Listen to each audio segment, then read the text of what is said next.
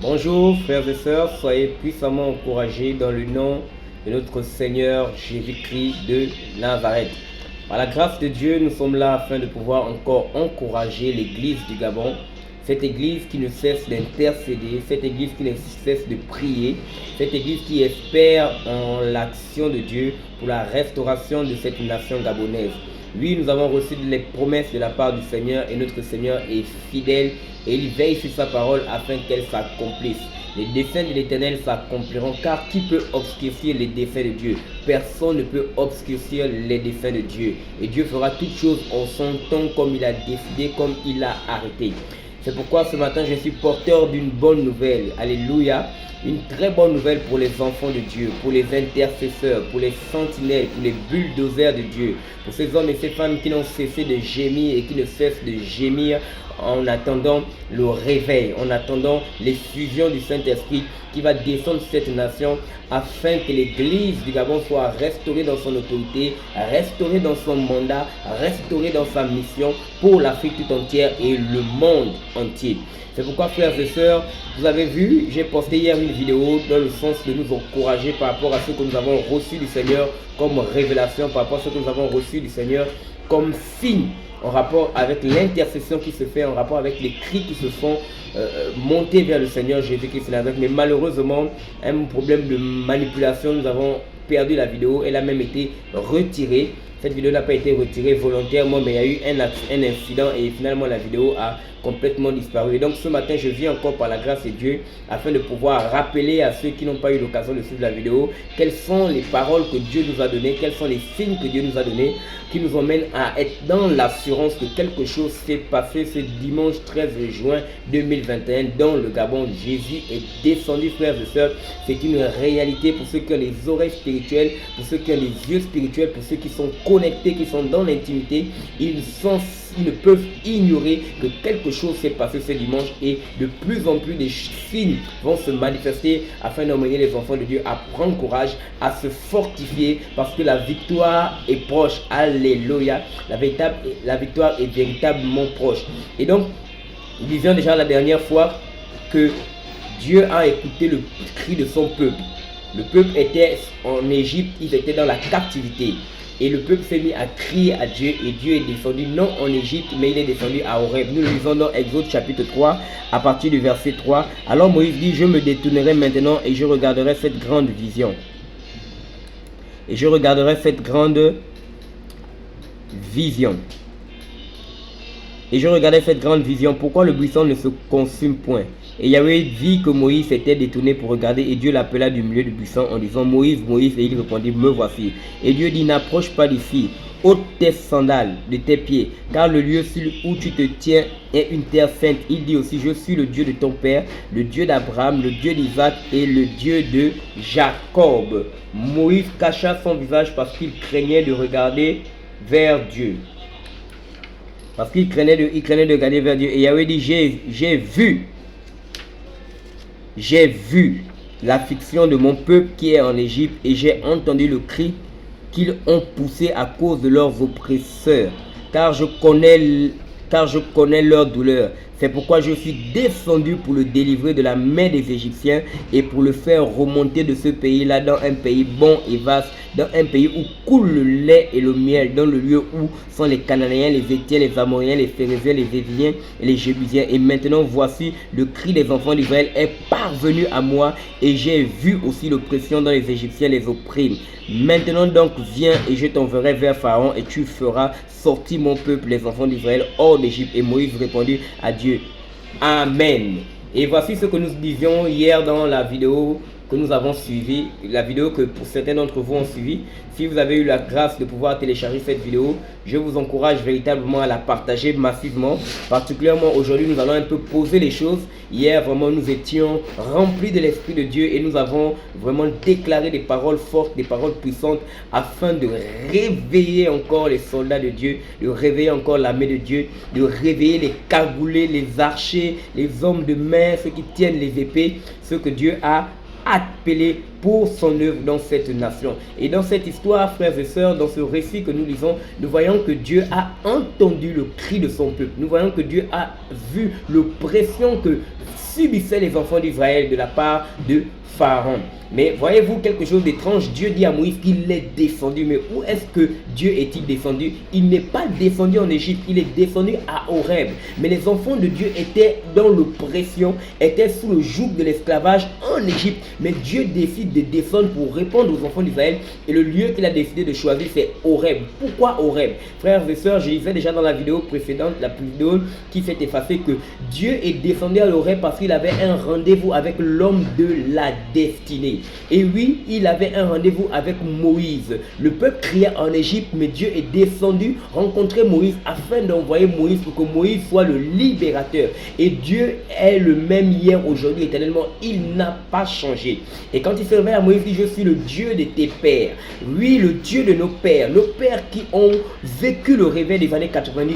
Nos pères qui ont crié à Dieu, qui ont expérimenté des choses glorieuses, qui ont fait trembler les autorités, qui ont fait trembler la nation gabonaise. C'est ce même Dieu-là qui est descendu afin de faire ce qu'il a fait dans les années 90, mais plus de la même manière, parce qu'il dit qu'il veut que nous puissions bâtir le Gabon nouveau et la gloire du second temple sera plus grande que la gloire du premier temple. Et oui, il est descendu ce dimanche 13 juin 2021, frère. Je vous assure, pour ma part, j'ai eu la grâce d'être au bon moment, au bon endroit quand le Seigneur Jésus a décidé de descendre, venir appeler un de ses serviteurs. Je ne suis pas venu dire qu'il a choisi un homme qui sera là, Moïse pour le Gabon. Non, non, non. Là n'est pas mon message. Nous savons que les dispensations ont changé, ne sont plus sous la loi. Mais qu'à cela ne tienne, le principe selon lequel Dieu appelle des hommes, Dieu les établit, Dieu les mandate, demeure. Et dans cette situation de crise par laquelle la nation gabonaise est passée, la crise de l'église, parce que l'église a subi une honte. L'église est complètement tombée dans la honte. À cause de quoi? À cause de ces serviteurs qui se sont corrompus, à cause de ces serviteurs qui n'étaient plus consacrés, à cause de ces hommes et ces femmes qui ont foulé aux pieds le sang de l'agneau pour faire allégeance à la politique. Et Dieu, dans ce chaos, dans ce tohu-bohu, a pris des hommes qu'il a mis à part, a pris des hommes qu'il a cachés, et il a travaillé ces hommes dans le secret, il a façonné ces hommes dans le secret afin de mener le combat que nous sommes en train de mener et que nous allons mener cette fois-ci de manière ouverte. Et cette fois-ci, je vous dis, nous n'échouerons plus. Nous n'aurons plus à subir la honte que nous avons subie lorsque les autorités ont fermé la bouche des églises après que les églises se sont levées pour dire non à la loi de l'homosexualité. L'église a subi la honte et l'arche a été récupérée. Mais je suis venu vous annoncer que l'arche est restaurée. La présence de Dieu est restaurée. L'autorité de Dieu est restaurée. Dieu vient de oindre et de mandater les hommes et les femmes qu'il a revêtus d'un manteau puissant pour faire en sorte que l'évangile retrouve ses lettres de noblesse, pour faire en sorte que l'église retrouve son autorité dans cette nation que le Gabon. Et je le disais, l'évangile se fera autrement parce que les signes et les prodiges et les miracles accompagneront, frères et sœurs, je vous assure. Pas plus tard que cette nuit, aux environs de 3 heures, j'ai vécu une expérience puissante avec le Seigneur Jésus. Il m'a montré des choses qu'il va faire et je vous dis, ce sont des choses impressionnantes. Nous aurons certainement l'occasion de partager cela. Le Seigneur m'a visité et j'ai vu des guérisons divines. J'ai vu la présence de Dieu toucher les hommes et les femmes. J'ai vu véritablement le vent de Dieu souffler et je suis puissamment encouragé parce que Dieu m'a encore permis de vivre cette expérience pour m'amener à comprendre que réellement quelque chose s'est passé. Et donc Dieu a suscité un de ses serviteurs. Ils sont plusieurs dans ce Gabon, ces hommes et ces femmes qui ont été à la base du premier réveil et qui ont été retirés lorsque la séduction avait frappé plusieurs. Maintenant Dieu leur demande de sortir des cavernes, Dieu leur demande de sortir des grottes. Ils sont comme Élie qui était caché et qui était nourri par Dieu. Dieu avait dit à Élie: va te cacher au torrent de Guérite. Et là il a nourri Élie avec de la viande. Il a nourri Élie matin et soir. Les corbeaux venaient et nourrissaient Élie. Élie mangeait de la viande. Mais il y avait aussi des prophètes qui avaient été cachés par Abias.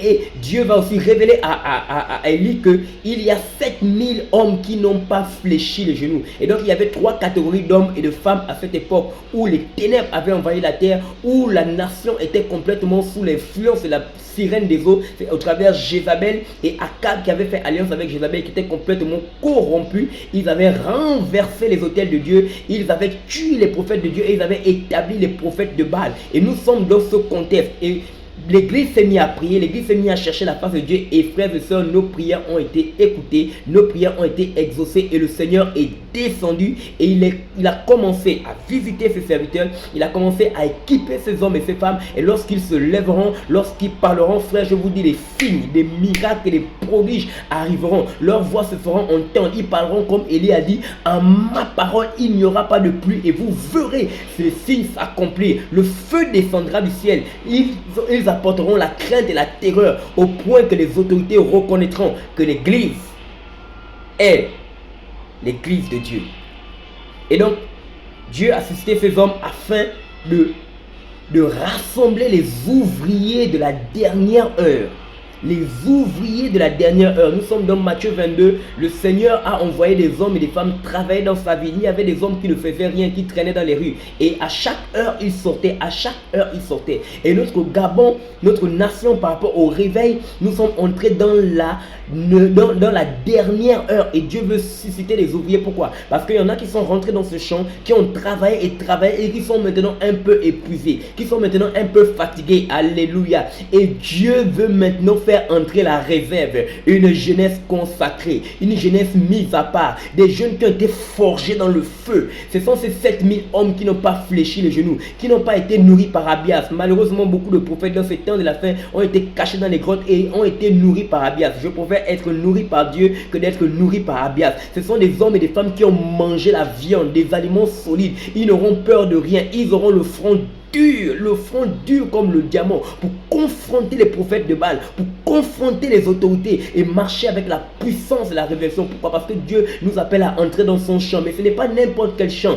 c'est un champ de vigne. Nous allons faire le vin, et ce vin là c'est l'image du Saint-Esprit. Le Seigneur nous fait entrer dans cette vigne et nous allons écraser les raisins afin que la coupe de vin, non pas le vin de la colère, mais le vin qui va enivrer les Gabonais, le vin qui va être répandu puissamment sur la nation gabonaise, c'est le vin du Saint-Esprit, la présence du Saint-Esprit qui sera déversé abondamment, et les hommes et les femmes reconnaîtront que Dieu marche au Gabon. Frères et sœurs, je vous assure, nous sommes sur le point de vivre ces choses parce que le Seigneur est descendu, et quand il descend, il mandate, et quand il mandate, il équipe, et quand il équipe, c'est la victoire en victoire, de gloire en gloire. C'est la raison pour laquelle je vous dis, frères et sœurs, il vous suffit de vous rassembler avec un cœur pur, avec un cœur sincère, et de crier à Dieu. Vous verrez le ciel ouvert, vous verrez les anges descendre, vous verrez la gloire de Dieu se manifester, vous verrez les hommes être baptisés de l'Esprit, recevoir les dons de l'Esprit. Je vous l'atteste, nous vivons ces choses, nous expérimentons ces choses par la grâce de Dieu. Le Seigneur est descendu ce dimanche 13 juin, et je vous assure, la réunion dans laquelle nous étions a pris une autre tournure, et Dieu a fait entendre le son de la trompette. Et c'est ce que je suis venu partager aux femmes et aux hommes de Dieu qui prient pour cette nation, pour nous dire